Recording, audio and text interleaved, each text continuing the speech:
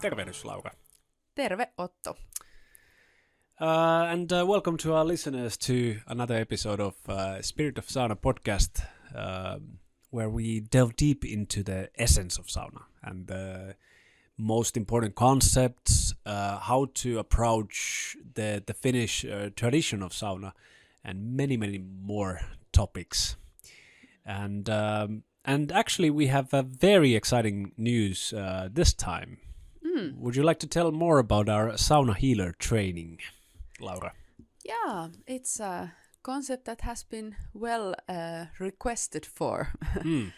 I think there is a great demand in Finland and also worldwide to really expand the knowledge of sauna bathing and especially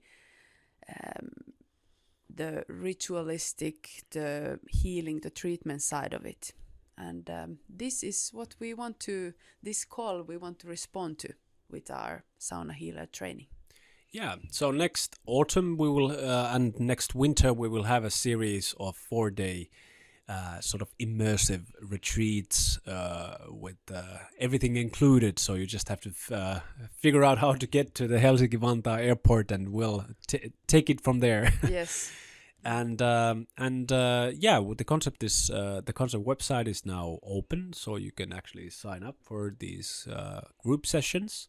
And also, we're planning to tailor sort of individual, maybe retreats. How would we like to apprenticeships or something like this? And we will let you know shortly about those. But at the moment, you can go to saunahealer.com and read more about these retreats we're organizing now.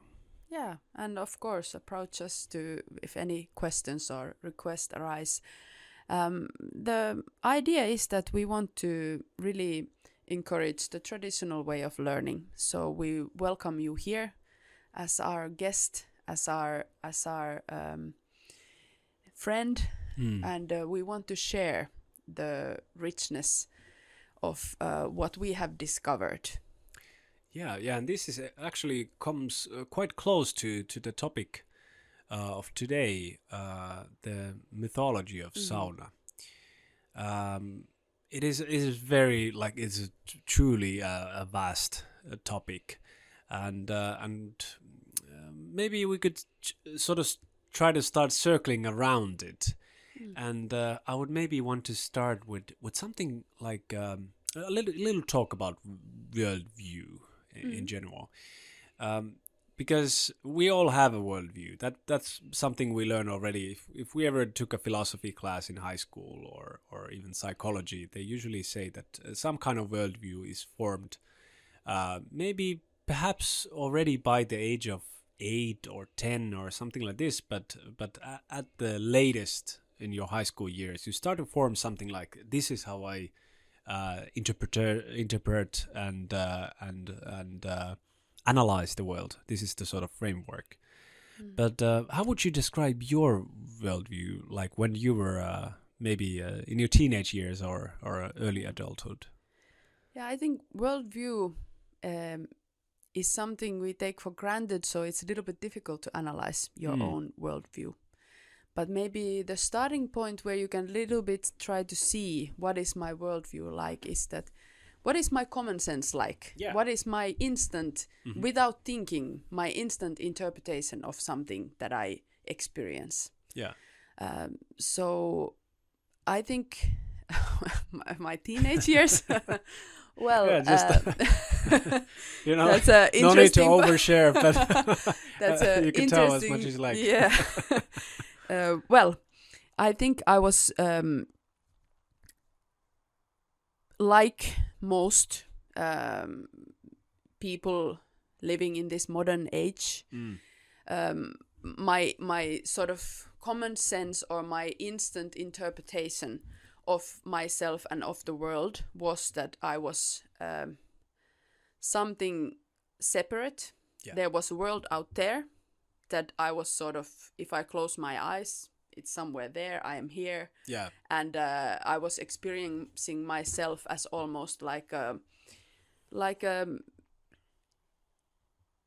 independent machine type of thing walking around. Yeah, like an automaton. Like yes, in a world. Yeah. That was because I did not feel very deep connection with the world outside. I really felt a lot of pain and a lot of anxiety and a lot of separation. So maybe that is how my worldview was. Yeah, that's I completely agree. That's certainly my experience as well.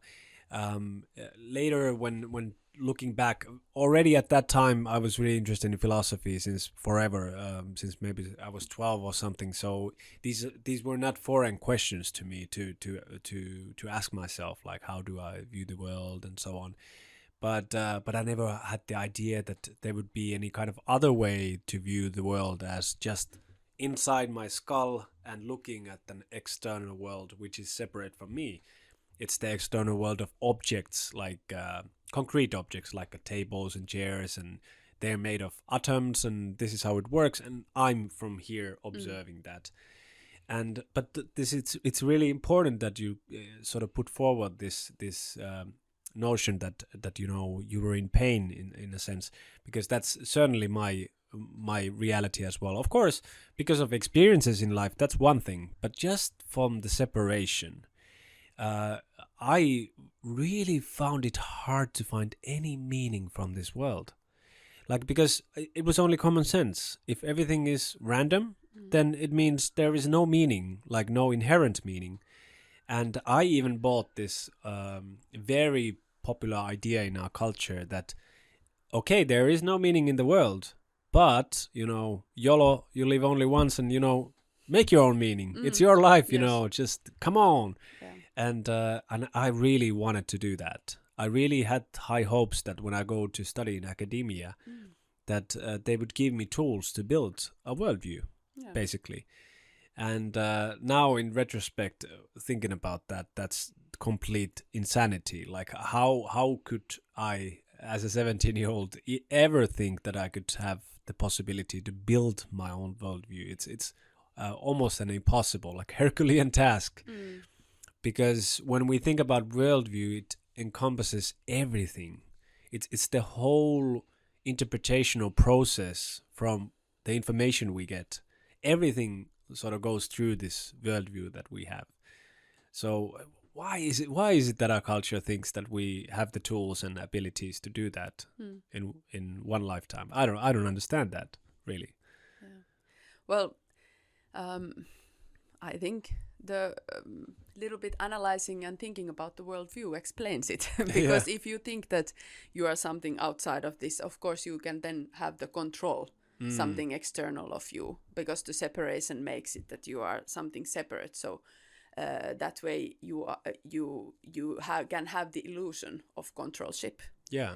And but most people, I would dare to say, don't go to that extent of thinking about the worldview. It is taken for granted, and to a little bit go close to the topic of what we wanted to discuss today, I think also inherent in this worldview of separation, and there is the external world, and I'm, from my head looking looking at it. It also comes with a very high attachment of conceptualizing the world by words, by analyzing and sort of something is only real if you can say it in words and rationalize it with words. Yes, and make a logical sort of statement. Yes. Actually, that's a really important point. I think this could be actually our sort of framework. Because in the philosophy of mind and psychology, we know very well these concepts of being phenomenally conscious and being metacognitively conscious. These are fancy words, but they basically just mean that being phenomenally conscious means that there is something what it's like to be that thing or you. Like there is something what it's like to be a bat, like philosopher Thomas Nagel was this famous paper. What is it like to be a bat? There is something. There is something to be like how it is to be a mouse or a dog or, many. One could even say plant, perhaps. We don't know that yet for sure, but certainly animals and they are conscious beings in this sense. But metacognitive abilities mean that you're able to rationalize and put it in a logical form. And as far as we know, this is only possible within humans. They're conscious that they are conscious. This is, I think, this is actually really important when it comes to mythology, and this is probably at the root why our culture doesn't recognize mythology for what it is. We always think rationally about things, always logically, and of course it has its benefits, but we certainly miss something as well.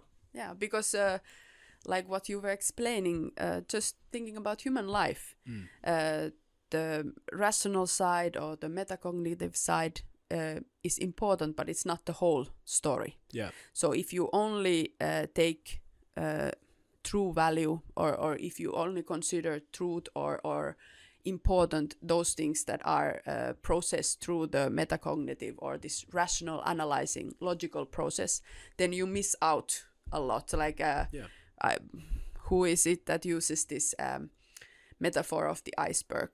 If there is the tip of the iceberg that is shown, is the rational side of your process, then you lose the whole underwater side of it. So this is what I think has happened also in our culture and in our worldview to the concept of life, and to the then when it comes down to mythology, we have a very, very twisted relationship to mythological or myths in general, because of this idea that we only value that tip of the iceberg and forget the whole under the water. Yeah, the iceberg is a very good metaphor. Also, I like psychologist Jonathan Haidt uses this metaphor. I think it also is found in ancient Indian texts about the elephant and the elephant rider. So if we think about our conscious and our unconscious mind, this is like the elephant rider is your conscious mind trying to keep the reins on that tip of the iceberg, you know, that you can control. And then you have all these unconscious impulses that we can try to maneuver, but it's in the end the elephant does what it wants. So the same way our unconscious mind, the sort of deep layers of our mind, which are beyond the logical thinking, operate. But you said it's kind of twisted nowadays. How would you say? Like, could you elaborate on that? Like, what do we get wrong about mythology? What do you think? Well, I think because we want to put it in the process of rationalization or logical thinking, then we want to think that either a mythical or mythological story or character is literally true or it's not true at all. Yeah. Or then we want to sort of how would I say, dumb it down to this literal interpretation. And I feel it is a little bit the same process as when I was describing myself as a teenager. You know, that I wanted to sort of dumb down the world into something that is out there and it is what it is. Yeah. And sort of separate myself from it. So we do the same to mythology. Yeah. We want to take it as something external and it is what it is, and we value, does this fall into our rational, can we rationally categorize it and then accept it and put a stamp that yes, this is true. Rationally approved. Yeah, exactly. And then if it doesn't reach those criterias, then we say, oh, it's just a story, it's false, it's not true. Yeah. And we dismiss, we throw the baby with the bathing water when we do that process. Yeah, exactly. That's a big misconception we have about myth and what is a myth, because we have these myth busters and all of this. We think myth is something that is not real, and then we have the reality. Yeah. But what we don't realize is that our worldview is exactly one word. How to describe it is a myth. Mm-hmm. How do we interpret the world? Yeah. And there's some sort of arrogance in this linear thinking that we have. That the way we teach like about ancient cultures in school is that we start from, in Finland especially, we start from the Stone Age, and linearly we come all the way. In 6-7 years, we come all the way to the modern age. And that's not how world or time or anything works at all, actually. And these ancient cultures understood this. They certainly had always a cyclical worldview. So, like, for example, when I first started to introduce myself to ancient texts, I always was wondering which one of the gods come first. Because when you look at the Rig Veda or whatever, you think always, oh, there's Indra and Vritra fighting it out, and having this struggle, and then you have the Shiva and Vishnu and all of these, and always I thought, who is the first one? What comes first and what comes after that? And that was a very elementary mistake, and which I did actually for years, because I couldn't get rid of this linear way of thinking. That when we look at a mythological story, for example, the origins of the world, which is pretty much any mythology, they have some version of this. I couldn't get rid of that idea that when they're talking about the origins of the world, they're talking about it like we in our mythology nowadays talk about the Big Bang. So there was a starting point to everything. Before that was nothing, and then was something, and then fast forward about 4 billion years, here we are. So that was a big obstacle for me. To sort of get rid of this and try to understand that from the ancient perspective, nothing new ever comes. That's the strange part, how their worldview starts to interpret the world, is that it is through something that we could call consciousness, or like the first mind, or the greater mind at large. There's many names for this. Something that is not physical in the way that we see, the world. It is something that we cannot even comprehend, and they have many metaphors for this. Like India, they say, understanding the absolute is like putting a elephant to your ear. Again, the elephant metaphor. It's actually there's a mythology around the elephant as well, but it is incomprehensible. Yeah. Like the basis of the world is in its form incomprehensible, and this might already be the first obstacle for a modern mind, for mythology. Yeah. Everything has to be comprehensible. Yeah, and comprehensible in time and space. Yeah, because in our modern worldview, time and space is like preliminary. How do you say this word? Yeah. They are like the basis of the everything. Basis, and they are given, they are granted there. They're not questioned. Yeah. But and what you were explaining about the linearity, it is so inherent in our concept of time that we cannot question it. Yeah. And that's why something comes after the other, and the progress goes on and on. But if you stop for a little bit to think about time, I feel it's one great way to notice something about your own worldview when you start trying to figure out where is the now. Yeah. Like this, again, I have to refer to Bernardo Kastrup. He has a wonderful book called More Than Allegory, where he explains this, that if you really try to capture the now, where is it? Because 1 second ago was already, and 1 second to come is to come. Yeah. It's all conceptions that you have right now, which is already gone. Yeah. So when you start really thinking about time, you realize that, okay, time is a conception that we give to be able to operate in the world. And similar way, mythology gives you this language to operate beyond time and space in a world that you cannot put in words. When you try to find the now, you lose words. You don't have the words.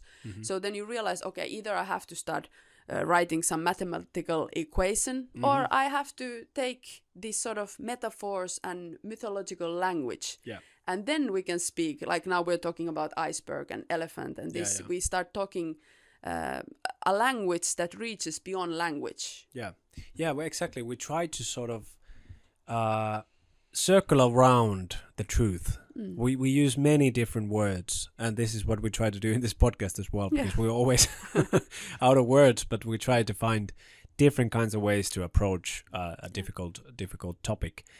but it is worth understanding that also the reason why especially why I did have a lot of problems with the mythological texts was exactly that they're texts. I was reading them. I was also reading them first in English, so not in my own language, before I started to be interested more in the Baltic Finnish tradition as well. And all of these ancient texts have been sung. It's the basic function is to make even the oldest texts are in the sense flawless, because they're like these kind of yantras that I have in my shirt, like they're symphonies. Yeah, this is what they actually found out also about Plato's texts when they studied in I guess it was in University of Cambridge. They did an analysis on this and they noticed that they're symphonies. So all of these parts go together. So it's a sort of a mythological text is not only like a aesthetic, piece of art in a sense, but it's also like mathematics. It's a very scientific approach to which kind of this losing words again. Runomitta is in Finnish. I guess chanda is in Sanskrit, but this is like how do you organize the words so that you have it in a certain mathematical formula. Like for example, if we say in Finnish, Vaaka vanha Väinämöinen, so you have this, or then you go to Rigveda and you sing like Om Bhuvesvaha. There's always the way of how the syllables go together, and these whole massive texts are written like this. That it's a inherently coherent like symphony and not a text. Because text is always that you read from first page to the last page. That's the sort of format of that text. So also like I could then like give a pat on the back for myself, because understanding these are without a guide impossible, and even with a guide very difficult, because of these basic problems that we have in our culture. We have very much difficulty to approach something that isn't a text. It is a song or it's a poem, and the way it has been, from one century to the next, moved to the next generation is through singing it to your children, and the children will learn it then later on, and start to sing it to their children and so on. And all of this has been like discontinued in the past few hundred years. So no matter which one of these wisdom tradition texts I try to approach, I don't have this tool that the ancients used to have to understand it. Yeah, and also we are not just that it's a text, but also text is consisting of words, and already for us, words is something separate from us, because we use words in a way that they are like that outside world out there, and that the words are names for this outside of ourselves concepts. So we already, just by reading or hearing the word, we easily make the separation. When most of these mythological characters and stories, they actually they are descriptions of our inner, deeper, the subconscious, superconscious archetypes. Yeah. And in that way, it's yes, singing them and learning them from childhood is a big advantage. But also what I found, especially concerning the sauna heritage and the rune and mythological culture of the sauna, it's that they're very practical. When you sing them, when you're doing something, you have that the words become sort of part of your experience. So you lose this separation that the words are something that you describe out there, because you're doing the action at the same time. And this was a very typical way in the Finnish culture to pass on knowledge, pass on wisdom, by doing something and singing these runes, these spells, these invocations as you're doing it. Because it brings it to concrete, and sort of you get to live those mythology in a very practical way. Yeah. This is what I found out when I started to learn capoeira when I was in high school, because that's from Brazil. it is a sort of maybe a form of martial arts, but dancing at the same time. It's also a game, so you play capoeira, so difficult to explain.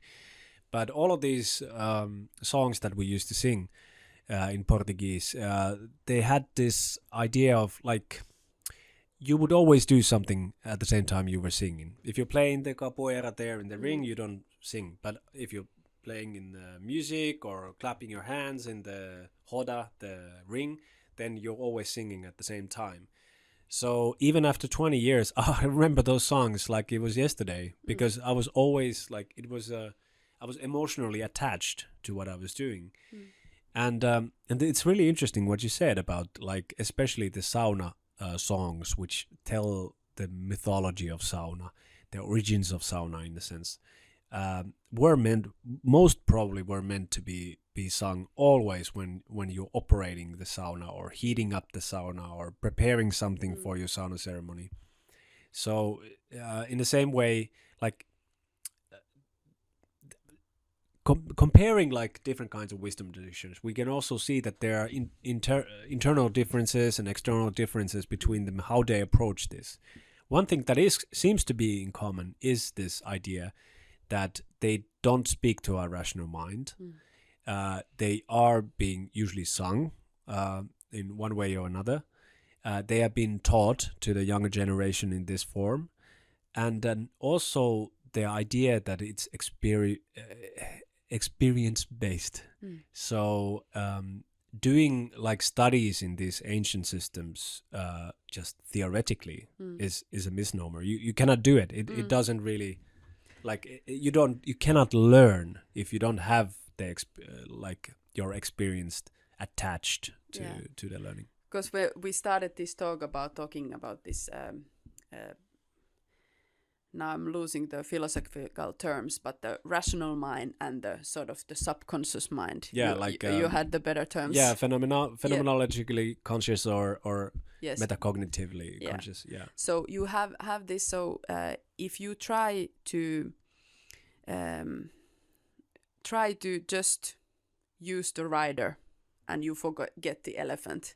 That is what happens if you try to just rationally learn and theoretically learn about the mythology. Yeah. It doesn't really reach its goal. You can do something and you can have like a small view of it, but mythology speaks about and speaks to the elephant. And also this, as long as you are, because when we are here now talking, we are limited with space and time. And mythology tries to take us beyond space and time. It's the language beyond language. Yeah. So yeah, you can never fully analyze mythology to the end. Yeah. Yeah, exactly. And also this explains a lot about this when for example, Elias Lönnrot and all of these other guys who were running around Finland to collecting as fast as they could this in Karelia and many other places, this tradition that was already dying at the time. And they always had this problem is that this doesn't make sense. Why is this part in here? Yeah. And not only the linear sort of model of thinking that they were completely infested as academic people at the time was the problem, but it was also the problem that they couldn't understand the sort of basic alphabets of the mythology, which were pretty much like self-evident for these people who were born and raised in this sort of... It was their worldview. Yeah, worldview. It was a worldview of a living world which through which we actually interact. We're never ever separated from the world, and that's the sort of...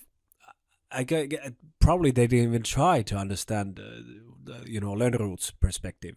For these people who live in the middle of the forest and never even seen a stone building in their life, it's incomprehensible that there could be a worldview that would see like world is based on material, or even this Christian view that there's like we have this dirty body in here and then we have the eternal soul in somewhere there in the God's kingdom. All of this was completely incomprehensible for a person who would be born maybe in the 17th, 16th, 17th century in a monistic family, which would uphold these old traditions. And even the Christian sects in Finland were pretty monistic still at that time. They still uphold this idea that, you know, of course we're talking about like Jesus and Mary Magdalene and all of this, but we also have the Väinämöinen, the Ukko, and all of these and for example, they could place these like Jesus in they had a sauna ritual. They could place Jesus as an element, or as an aspect of it, of the ritual. It was no problem, because when you have a very wholesome worldview, it's not a problem. You don't try to literally interpret. Okay, Jesus is this dogma. It means this. When you see the world, you notice that, okay, leaf can be a maple leaf or it can be a birch leaf, but it's a leaf in leaf category. It gives that aspect. Yeah, and it's actually this is, I consider this a very important aspect. I don't know how deep we want to go to this point, but one more obstacle when reading these texts is to assume that they were actually literal persons living somewhere. You know, that Shiva was a real person, Väinämöinen was a real person, even that Jesus was a real person. We have very serious academic studies as well nowadays showing that it's most likely that there was never a person like that with those characteristics that they're talking about in these texts.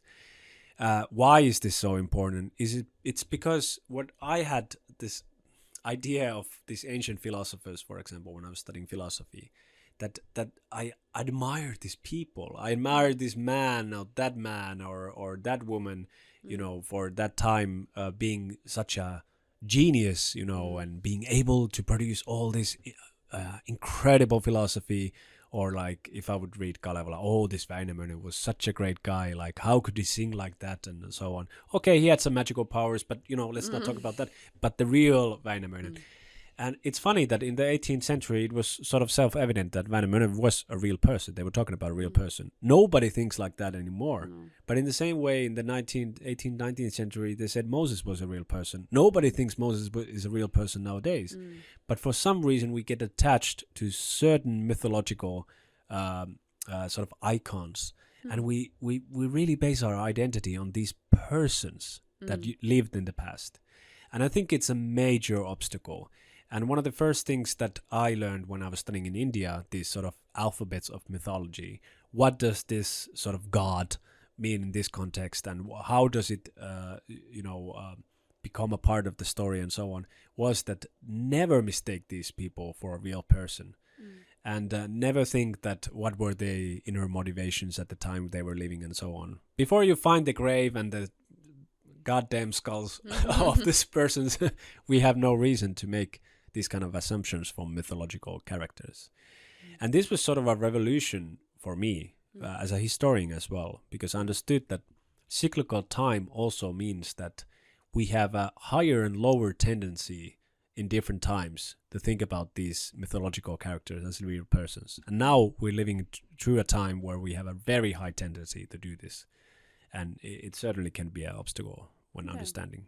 Yeah, because we want to interpret everything literally and rationally. So, of course, then if there is a story of a person, then it's a person. We look for the literal interpretation, meaning literal character, meaning real person. Which, of course, this I feel that it's again falling a little bit under the how would I say, shortcoming of our modern worldview, because we again throw the baby with the water. For me, it's not even a problem to think about a real person as long as we don't restrict it. Like if we have a mythological story of Päivätär, which is the goddess of the sun. For me, it's not a problem also to look at the sun as a sun itself. But not to limit this mythological character to that sort of how, as we would maybe could call it, the external world representation of that. So in the same way, Väinämöinen, I don't mind if there is a person who is the archetype of Väinämöinen. We've all seen a couple of those. Yes, and that is really is not less true. It is also true, but it's the same thing again, that we shouldn't just look at the sort of, if we have an arrow pointing to somewhere, that mythology is, because we are trying to talk about something that is untalkable. We're trying to put in words something that is beyond words. Yeah. So the words are not true, less true. Yeah. So same way, these characters are not less true, but it's not. We shouldn't take that this is the only literal interpretation, because then we lose the. Like, for example, then our rituals become something that is outside of us, because it's very difficult to relate to a person outside. Or we have a lot of people really bowing down to gurus and trying to sort of make it into their life mission and find the fullness and meaning, and they do. I don't mind that, but if we sort of lose a lot of the, how would I say? Yeah, we end up. What would be a good example? We end up, if we would have like a full forest, we end up looking at a tree. Yeah. And tree can give us massive benefits, but then there's the whole forest. Yeah, exactly.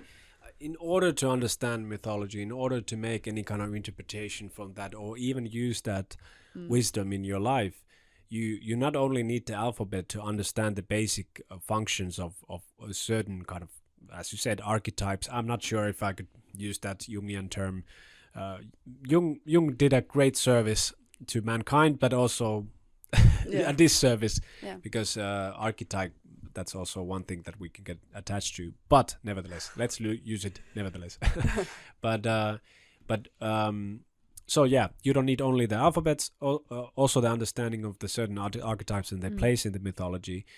But you also, and of course, you have to have the experience. You need to put yourself into it, and then it might become like singing runes, for example. Understanding all of this, might become the practice that actually starts to sort of heal you.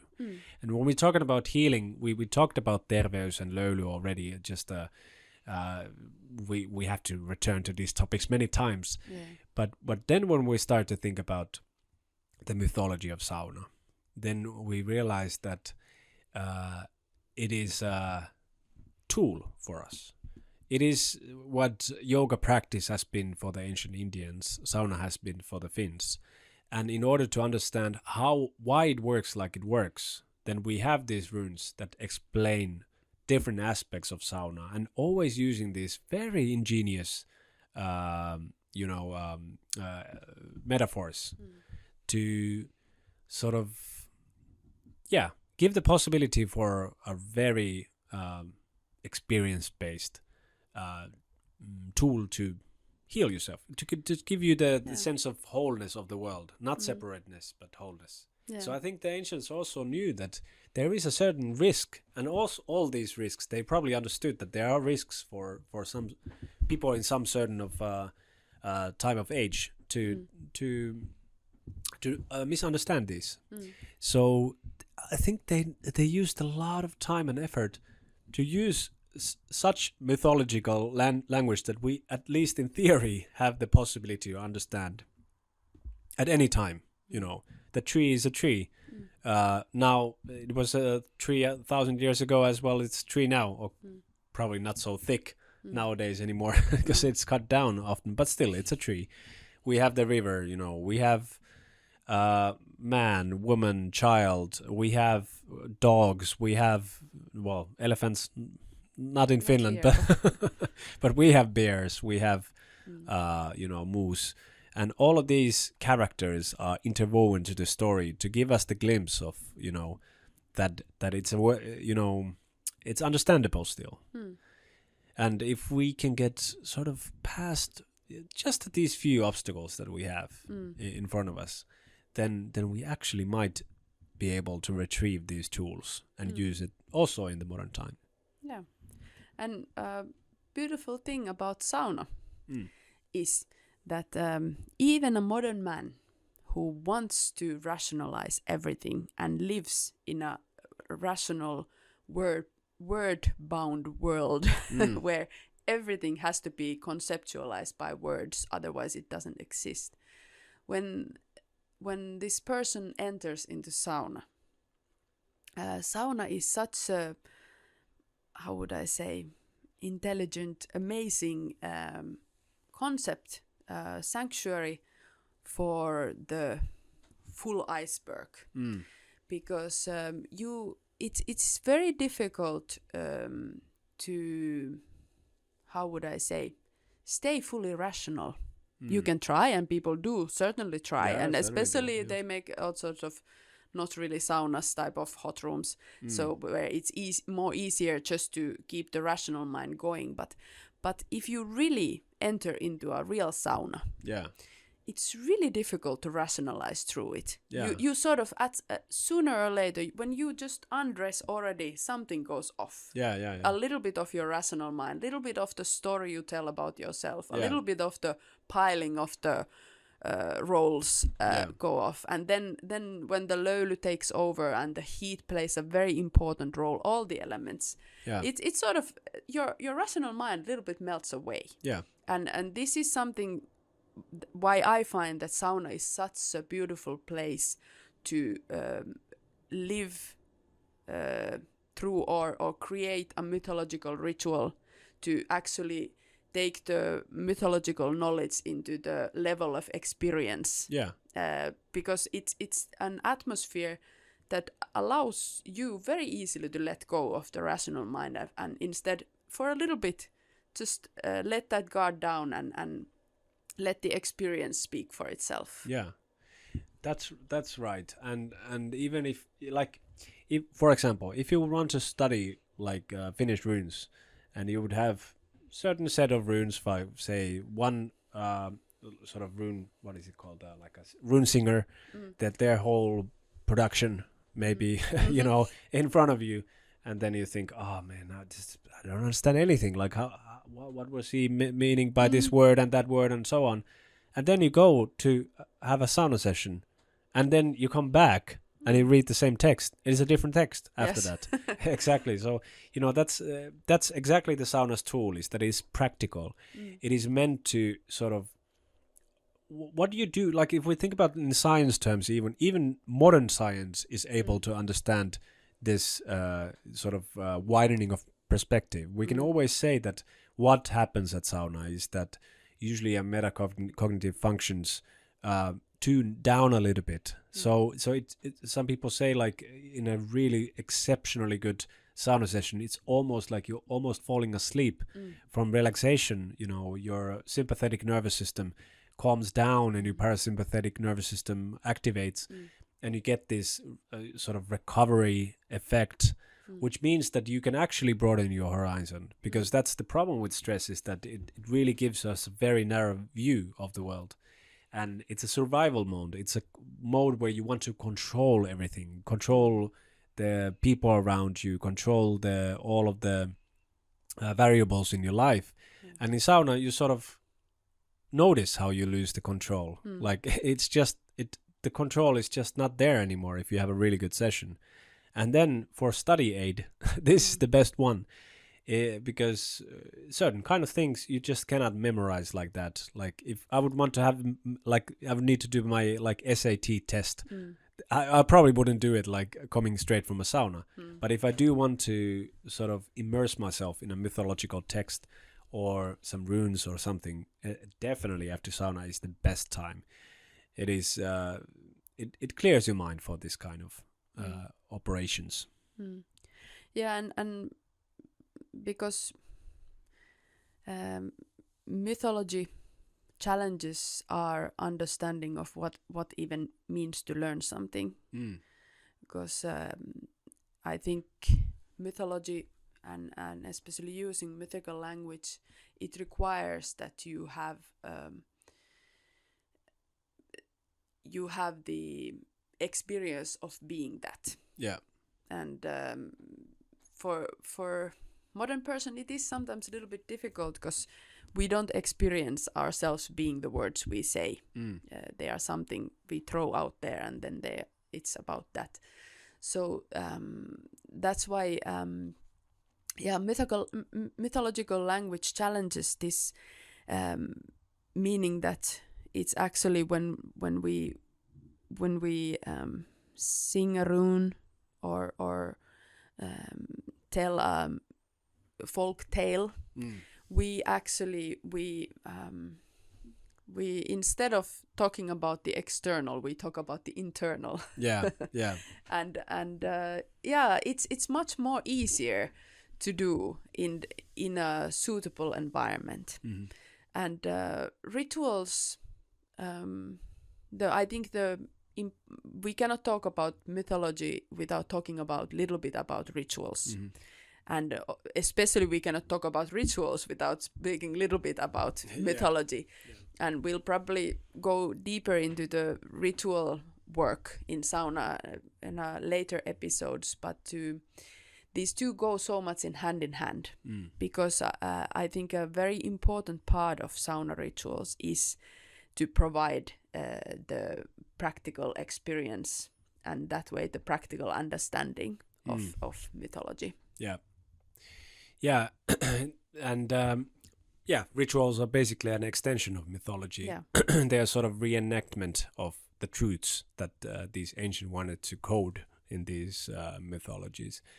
So no, it doesn't matter if it's in Finland or in any other wisdom tradition. There's always a ritual component to any kind of mythological storytelling, and of course it can have taken many different forms. And we know, for example, ancient theater was always telling about these mythical stories. In ancient Greece, you would have these massive amphitheaters where you have always the gods are fighting, and you would have this place. But also, like, then definitely you have like rituals that you do by yourself. Every morning you do, like, you go to visit your shrine, or you have a home shrine, like, or something like this. And when we just apply these principles, and I know in Finland we don't do it that often. We don't understand sauna like this. Also, Finns have a really tough time understanding this sort of holy aspect. Just yesterday, it was an interesting discussion. We were talking about these Aufguss rituals from Germany, which are, they don't even call it rituals really. They do it, they usually are very know what they're doing. They're having this kind of idea of like a healing practice. It's like a health first, kind of almost like a health intervention or something like that. So they don't talk about ancient stuff at all, but they call it ritual sometimes. And there was a customer who was telling about how they organize this, of course, rituals in some spas in Finland. And he was saying, I think just being in the sauna is a ritual in itself. And then I was, of course, talking to him about our rituals, like that. We also have these. They're based on like the Baltic Finnish tradition. He would just, cut me out and say, "Okay, gotta go now." so it might be like, because it's a very foreign idea that all of your knowledge would be going hand in hand with something that has. Very structured. It's very structured.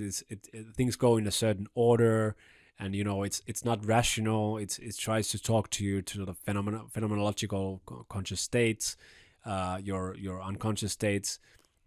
Very foreign idea for us. But when it comes to ritual, our life is full of rituals. But we just usually use, well, not always. Sometimes we use the conscious mind just to explain how it works. Like, why do we, for example, when we meet a person, we give them our hand. It's a ritualistic gesture for the person, but we can rationalize. Yes, it's because of trust. We do like this. We touch, and it's an ancient idea of how to get to know yourself to another person. It's to avoid being awkward in the situation. All of these things, but that also is a ritual. It's just that some rituals are explainable by like logics, and some. They might be, but not entirely. For example, when I come to sauna and I sing about the sweat of Väinämöinen, there's no way I can use logic to explain that. Like, no way, really. Or like, why would I invoke the sweat of Väinämöinen, of some ancient guy who lived somewhere a couple of thousand years ago. But mythologically speaking, I absolutely understand. Väinämöinen is an icon of the consciousness behind the whole world experience. It is something that we cannot touch, cannot see, cannot sense at all. It's always from the behind of the world's experience that we can see as concrete. But the sweat of that sort of god or god figure, god head, that we can experience. And the sauna is the ritual device that gives us the ability to experience this kind of what is behind everything. So the best times when I've had a sauna ritual, I've noticed that I don't even have the logical mind. So I feel the sweat of Väinämöinen in that sense. Yeah. And of course I understand. This can be really foreign, scary, laughable and to a modern person for sure. Yeah. Like I understand it completely. I was in the same spot myself before I started. And I think this is a little bit to do with also the sort of corruption of religion that has happened. Very easily we always think that ritualistic work is to do with religion. Yeah, exactly. So you believe in a higher power or something. And it's like a dogma outside of you, no questioning, nothing. It's something superstitious almost. So I do understand that critique and those like sort of that you are maybe a little bit questioning the whole concept of ritual. But luckily there is now more and more, even this modern science understands the subconscious levels of human being, and the placebo effects are being studied and slowly sort of taking steps towards understanding the wholeness of human being. None of these are, like you said, mythology cannot be fully logically with the rational mind explained, but these are steps towards to sort of taking it seriously. That okay, there is maybe something that I shouldn't just put it, it's just this religious mumbo jumbo I don't need to even bother myself with, but to take a moment to take it seriously. And the ancient cultures certainly took it seriously. So only if we have this bias that these ancient people were fools, like they were just fools. They were no wise or smart people in there, just fools. And if we think of like this, then we sort of close this avenue of research. Like then we are only talking about how much of a fool was a certain person in ancient time. Fine. But if we are really generally interested, then we have to ask ourselves, for example, Astuvansalmi, which is a famous rock painting site in Finland, was in ritualistic use for about 5,000 years without stop. So then we just have to ask, why? Why on earth, from thousands of years to the next, we would do the same or similar things? Or ancient Egypt, they were basically having the same mythology for something, again, 4,000 or 5,000 years. Why on earth? Like, what is so important in this that they wanted to transfer these texts and these runes and these songs, and even like in the case of like ancient Egypt, the architecture, music, paintings, writings, all of this for so many thousands of years to hundreds and hundreds of generations.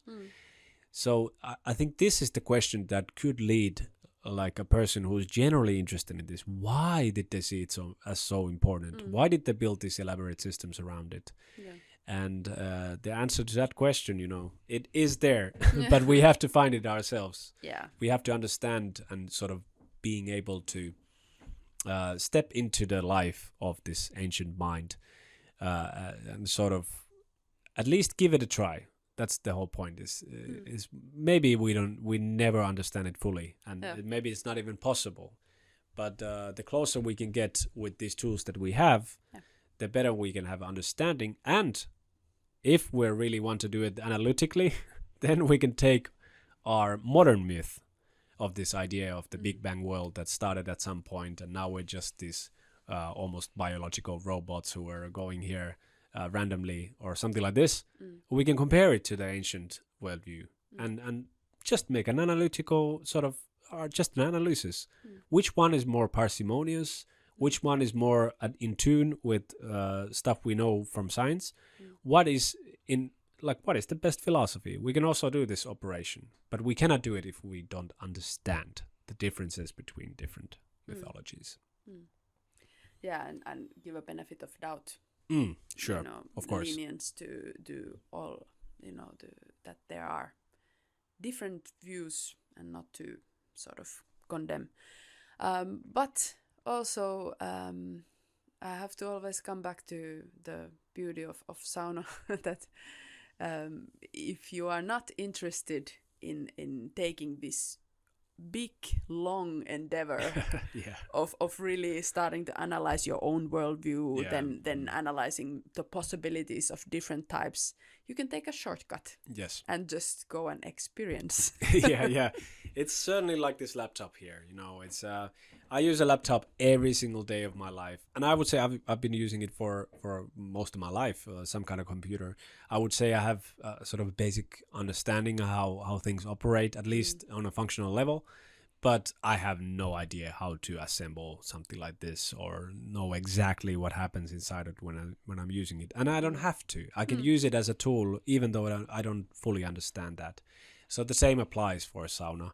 Yeah. You can even be a sauna healer without understanding the mythology and all of this. It might be also very foreign. That's one interesting point, is that if it comes from another country, it's an extra layer of difficulty to go into it. Like, for example, I found it very much more easier when I first studied the sort of alphabet of mythology from yoga, and then I started studying the Baltic Finnish tradition. It was for me way easier than trying to understand the Maya religion or the Egyptian or even the Scandinavian mythology. It wasn't as familiar to me as it was when it comes to these runes from this area. So we can always use these tools. We don't have to be interested in this. We can even do the whole work and do a logical analysis and end up in sort of deciding for ourselves, all right, this modern myth is what I need.